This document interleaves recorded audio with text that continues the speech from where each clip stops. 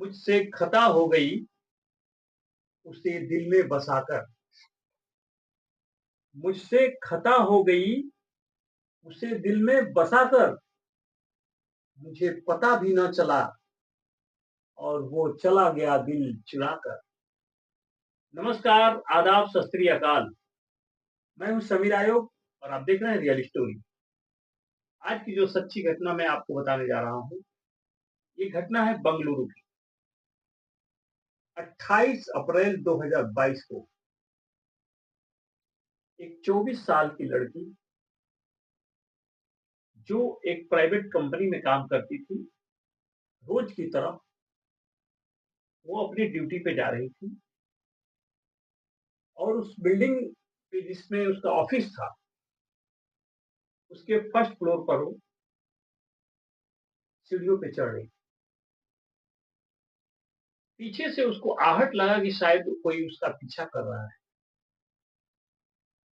लेकिन वो धीरे से अपनी मंजिल की तरफ बढ़ रही थी, आगे की तरफ बढ़ रही थी, क्योंकि वो जो लड़की थी वो आगे बहुत कुछ बनना चाहती थी। वो एक नौकरी तो करती थी छोटी मोटी, लेकिन उसका सपना बड़ा था। वो अपने माँ बाप के नाम को रोशन करना चाहती थी। वो पढ़ लिख करके किसी बैंक का बड़ा अधिकारी बनना चाहती थी। इसलिए वो ड्यूटी से आती थी तो घर पे बहुत सारी पढ़ाई करती थी। जब वैकेंसी निकलती थी उसके लिए फॉर्म भरा करती थी, परीक्षाएं दिया करती थी। उसका इरादा था कि मैं कुछ बड़ा करूंगी, लेकिन उसको प्राइवेट में एक जगह जॉब मिल गया था, उसमें वो काम भी किया करती थी। वही ड्यूटी पर वो जा रही थी। कुछ दूर चलते चलते उसको जब आहट मिली तो वो जब पलट के देखी, जब वो पलट के देखी तो किसी ने उसके चेहरे पर, पूरे शरीर पर तेजाब फेंक दिया। पूरा बदन उसका जलने लगा, धुआं जैसा उठने लगा और वो चिल्लाने लगी, चीखने लगी दर्द से। और उतनी ही देर में जिसने वो तेजाब फेंका था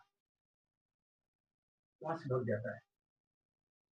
स्टाफ के लोग चिल्लाने, चीखने की आवाज, तड़पने की आवाज सुन करके दौड़ करके जब आते हैं तो देखते हैं तो वो जमीन पर गिर जाती है और वो तेजाब जहां पड़ा था वहां उसने उसको गड्ढा करने लगा था, जलने लगा था उसमें से।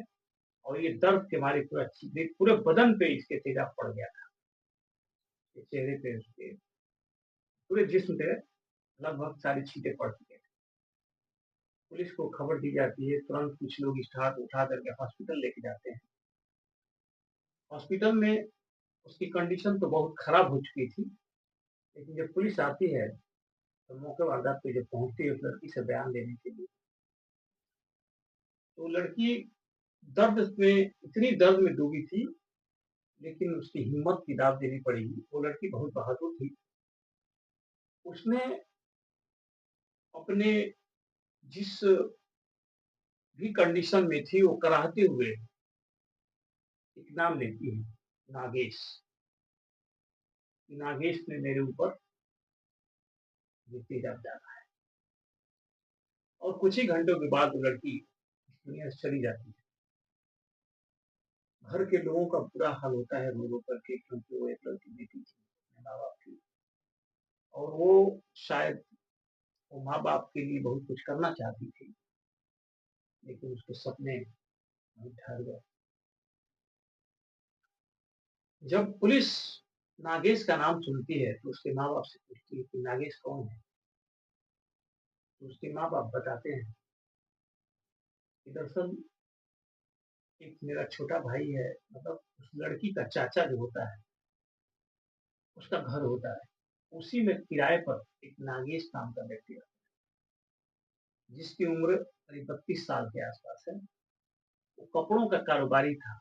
वो कुछ कारखाना लगा रखा था, इस मशीनें थी, कुछ कपड़े की सिलाई उलाई करवाता था।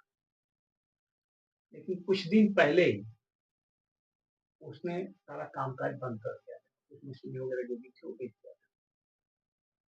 उसकी माँ ने, जब उससे पूछा गया, पुलिस ने बताया, तो उसकी माँ ने एक बात बताई, ये 28 अप्रैल को ये घटना हुई थी। 27 अप्रैल को उस नागेश ने लड़की को रोका था और उसने कहा था कि मैं तुमसे शादी करना चाहता हूँ, मैं तुमसे प्यार करता हूँ। लेकिन उस लड़की ने शायद मना कर दिया था और उसने कहा था कि मैं अभी शादी नहीं करना चाहती, मैं अपने मिशन की तरफ हूँ, मैं अपने करियर की तरफ देख रही हूँ। और शायद उसने कई बार उसे रोका-टोका था मगर लड़की किसी से बताती नहीं थी। लेकिन 27 तारीख को उसने अपने परिवार में से भी कहा था, अपने चाचा से भी कहा था। उसके चाचा ने उसको धमकाया-वमकाया था कि अगर तुम ऐसा करोगे मेरा घर खाली कर दो और इस तरीके से उसको बहुत सारी डाँट पड़ी। वो गुस्से में था और 28 तारीख को उसने उसको पत्ते जाते। पुलिस अब उसकी तलाश में निकल जाती है। केरला से लेकर के तमिलनाडु, आंध्र प्रदेश कई प्रदेशों में उसकी तलाश होती है। लेकिन कहीं कुछ पता नहीं चलता। 13 मई को एक सूचना मिलती है, दरअसल पुलिस ने एक अपना एड्रेस शो किया था कि जो इस उसकी तस्वीर जारी की गई। इस शख्स को जो भी देखेगा वो पुलिस को बताएगा तो उसके लिए कुछ इनाम था। एक महिला जिसने केरला में उसको किसी मंदिर में देखा था, उस महिला ने पुलिस को इन्फॉर्म किया, बताया कि एक आश्रम है, उस आश्रम में ऐसा ही व्यक्ति को मैंने देखा है। पुलिस उसके बताए हुए पते पर उस आश्रम में पहुंचती है और तस्वीर मिलाने के बाद नागेश लगभग मिल जाता है। थोड़ा-सा उसने अपना आउटलुक चेंज किया था, हेयर स्टाइल वगैरह बदले थे, अपने पहनाव-ओढ़ाव में परिवर्तन किया था, लेकिन फिर भी पुलिस उसको पकड़ लेती है। पकड़ के जब पुलिस उसको लेकर आती है, लेकर आने के बाद पुलिस उससे सख्ती से जब पूछताछ करती है, तो वो अपने जुर्म कबूल कर लेता है और बताता है कि दरअसल मैं उस लड़की से बहुत प्यार करता था, बहुत दिनों से मैं उसे देख रहा था, बहुत दिनों से मैं उससे प्रयास कर रहा था, लेकिन वो मेरी बात को मान नहीं रही थी और उस दिन मुझे उसने बहुत गुस्सा दिलवा दिया, जिस दिन उसने अपने घर वालों से बता कर के मुझे डाँट सुनवा दी, मुझे अपने घर से निकलवा दिया। इस बात पे मैंने फैसला किया, मैं रहूँ ना रहूँ, इसका जो घमंड है, इसका जो गुरूर है, उसको तोड़ दूँगा और मैंने तेजा उसके चेहरे पर डाल दिया। वो दुनिया में नहीं है, ये जो नागेश है, इसको कोर्ट सज़ा देगा, कानून सज़ा देगा, उसके किए की सज़ा उसको मिलेगी। लेकिन उसने जो कृत्य किया है, शायद उसे नहीं करना चाहिए। अगर वो नहीं करता तो शायद उसका बिज़नेस भी चलता रहता और वो अपनी ज़िंदगी में किसी और लड़की के साथ जो उसके हिसाब से होती उससे शादी करता, अपनी दुनिया बनाता। अगर एक तरफ़ा प्यार था इसको और लड़की इसको नहीं चाहती थी, तो इसमें इसको ज़बरदस्ती नहीं करना चाहिए था क्योंकि ये सब प्यार-मोहब्बत की जो चीज़ें होती हैं, वो आपसी तालमेल से होती हैं। दोनों तरफ ये चीज़ होनी चाहिए। इसने गलत किया, उसके बदले उस लड़की की जान ली और खुद भी जेल के सलाखों के पीछे गया।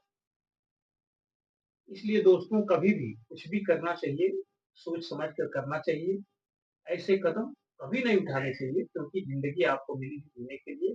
एक अच्छा नागरिक, एक अच्छा आदमी, इंसान बनकर के जिएँ, खुशहाल रहें, अपने का ख्याल रखें और हमारे चैनल को सब्सक्राइब करें ताकि जो हम अगला वीडियो बनाएँ आप तक पहुँच जाए और फिर आपको सतर्क करने के लिए जो भी सूचनाएँ हैं आप तक पहुँचती रहें।